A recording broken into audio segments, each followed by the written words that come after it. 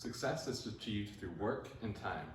Whether you're running a business, starting a band, designing an app, or really doing anything. Today I'm going to discuss the elements required for practicing your instrument and the steps required for success in learning difficult pieces for your instrument. In the words of William Westney, one of the winners of the top piano prizes of the Geneva International Music Competitions, the most crucial ingredient for success is what happens in the practice room. We discover, try new things, fail, and learn in basically anything we do. And the same applies to the instruments we work on.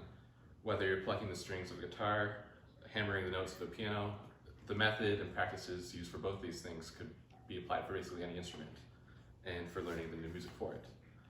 The first step to learning new music is just listening to other interpretations of the piece.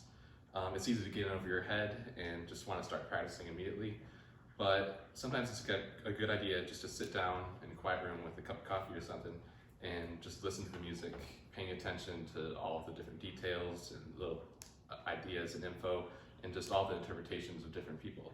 This will just fill your mind with lots of inspiration and ideas of the piece before even setting her in the practice room.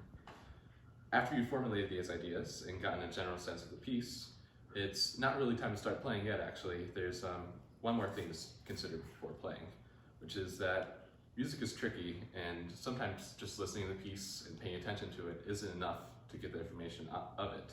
And it's imperative to look at the score as well, and to study it carefully, noting finger transitions, rhythmic, dynamic, melodic changes, and also take note of all the difficult places in the piece, such as, if something is very technical that you might want to work on separately. These all factor in your decisions and making your own interpretation of the piece, of what articulations and dynamics you choose to make it. In the words of Robert T. Kelly, who has a PhD, he wrote on his blog, "Make sure the most basic interpretive issues are decided before you even learn the notes."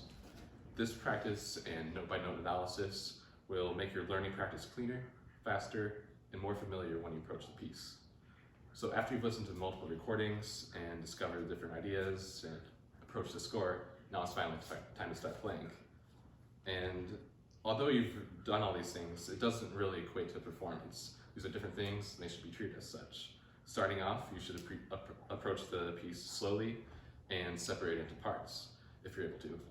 Whether it's the strumming patterns of guitar, individual hands of the piano, or the bowing patterns of a stringed instrument, these are all independent things and should be practiced independently with very much importance.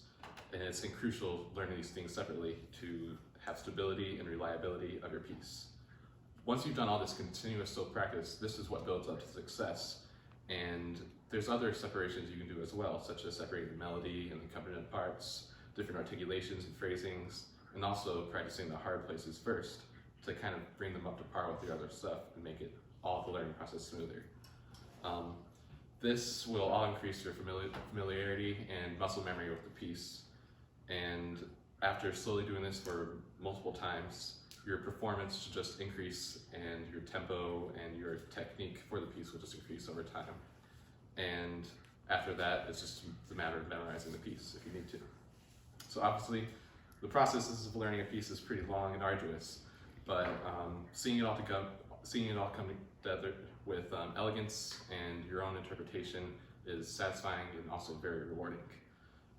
Practice is a universal activity, whether you're really doing anything in life, and it's fundamental to progress.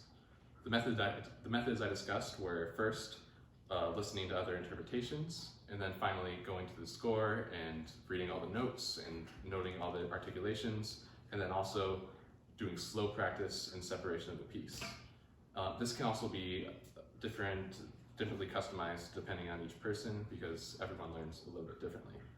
And it's really just a guideline to help musicians all across the world in improving their craft and improve their technique and analytical skills and just bring the most out of their performances.